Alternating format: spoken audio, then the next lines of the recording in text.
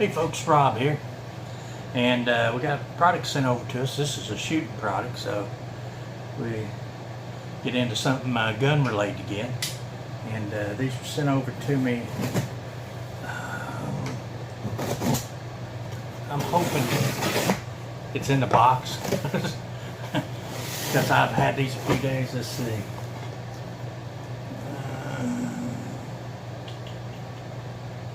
Well, there's no name on there, but let's see if it's got a name in here. These are shooting stands, and they are very heavy. Now these are steel. Some of the others we got before, they'd made some plastic ones, and these are the Ideagle adjustable base. So they're Ideagle. I've done some of their stuff before. They've always had good stuff. They did come out with some of these that were plastic that probably weren't too durable. I mean, they would be as long as you didn't shoot them, but you know, stuff like that tends to happen when you're shooting, especially when you shoot like I do, poorly. But anyway, let's open them up here, and these are new item FBA US 11. So I'll leave a link to these in the description, but let's get you down in here on the table and we'll take a look at what's in the box, and we'll work on putting them together. We'll have to get some uprights for them, but because they don't come with the uprights. But let's get them out, put them together, look at them, and see what kind of quality they are. They're heavy enough for sure. So inside the box, let's open them up. We got a bunch of parts, and they are wrapped in bubble wrap. And these are welded steel. Now the welds don't look the greatest. Looks like the welder was his first day of welding, but you know, as long as they hold, they don't have to be pretty.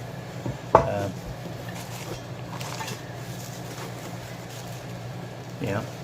So we got our four pieces like this. That would hold your uprights. And then we got 4 pieces of angle, which are extremely heavy. We got a bunch of hardware to screw all this together. I like that they're big knobs, and they got some nuts in there. And ground anchors. Now, I've never seen them come with these. These would be nice.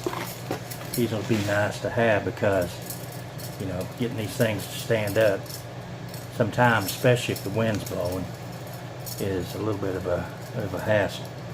So anyway, let's. I didn't see any instructions in there, so I guess it's pretty self-explanatory, or we'll find out if it is. We'll check it out together. All right, there's our parts we have. So it would look like, yeah, these are relatively simple. Take this, and we're going to have, so there's your adjustments, and you can adjust it up to 24 inches, so you can use it from anywhere from 16, and those are well marked, to 24 inches, so you can choose the size of your target.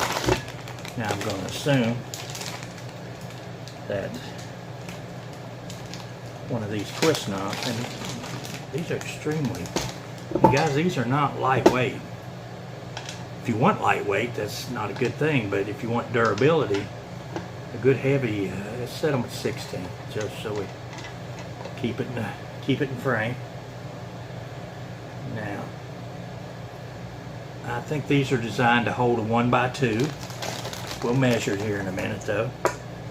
Okay, so you'll have one that screws in here, and that will hold your 1x2 tight against the back. Another one over here. Guys, honestly, you don't really need instructions with this. Pretty self-explanatory. So you would take one of your legs here and install it. Now you could do this a couple of ways. You could do it like that, which is the way I would do it, because you can use your anchors on the outside. But you could, let's see if that'll work, if you can do it this way. Yeah, you can. You can do it this way. And this would make them a little narrower. Put your anchors into the inside. I don't know. I think it would give them a little more stability if it was like this. That's the way I'm going to do it. So you do it the way you want, but they will go either way.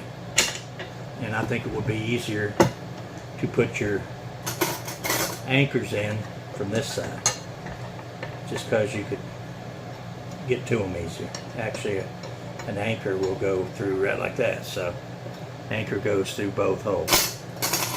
So we're going to do it like that. That's the way I'm doing it. Is it the right way? Who knows? But that's the way I'm doing it. And we got some little nuts here and a little tiny wrench to put them in.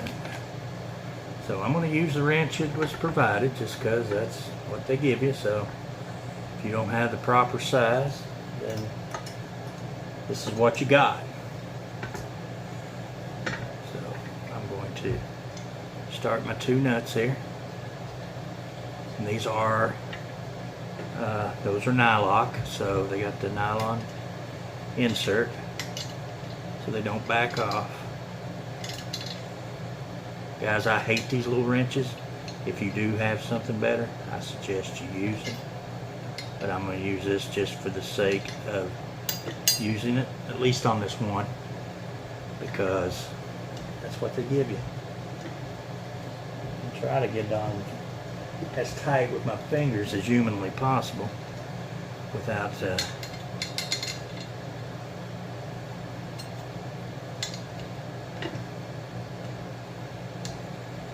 now, like I said, the welds on this are kind of ugly. Don't mean they're not strong, it just means they don't look very appealing. Of course, that's neither here nor there. You have more confidence in a good looking weld though.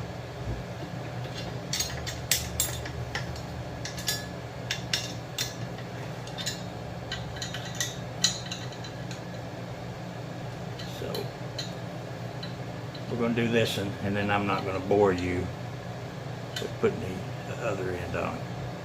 So I'm going to get this one tight, and then I will pause you and I'll put the other end on, and then we'll do some measuring on the but I'm pretty sure that is a 1x2. I might have a board over there. If I don't, I now have a table saw where I can rip me some custom fit just to fit in there. So that's always a nice thing to have. So anyway, I'm going to put on the other end. I'm not going to bore you with it. So stay tuned. Come back. It'll be completed. Okay, now we have this one assembled. And like I said, I put the angles out. You could put them in. You do it the way you want. I just think it'd be easier to stake it to the ground from the outsides, and give it a little more width. You got your thumb screw here to adjust your width from anywhere from 16 to 24 inch targets, and your targets here are, these are 2 and 3/8, 2 and 3/8 by 1/2 or 1. Yeah, 1 inch. So 1 by 2 and 3/8. Actually, 2 2 1/8 would probably be better because, yeah, 2 1/8.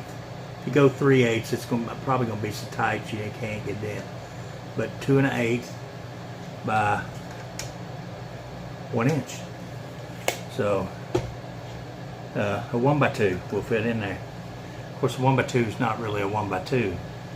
A 1x2 is like 3/4 by inch and 3/4. So anyway, and these stakes, you have your places here in the angles to stake them to the ground. So guys, when we get to where we can shoot again, we're going to try these puppies out.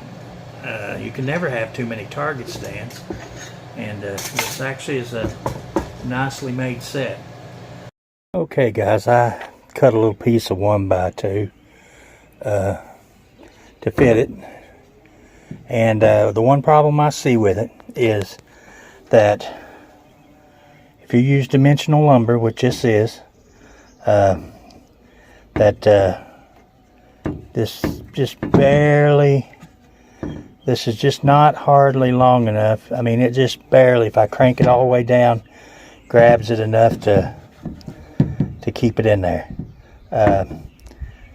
My other set I actually have a little piece of metal that you drop in there, and it puts even pressure against the whole thing. And I think if you're going to use dimensional lumber, unless mine is just abnormally thin.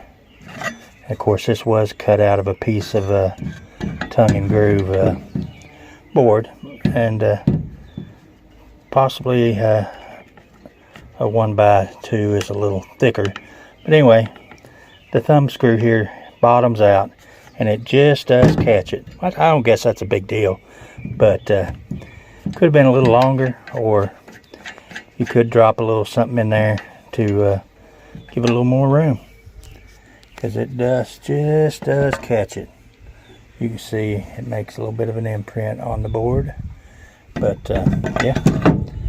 Anyway guys, that is our Ideagle target stands, and at some point we'll get to try these out. Thanks for watching guys.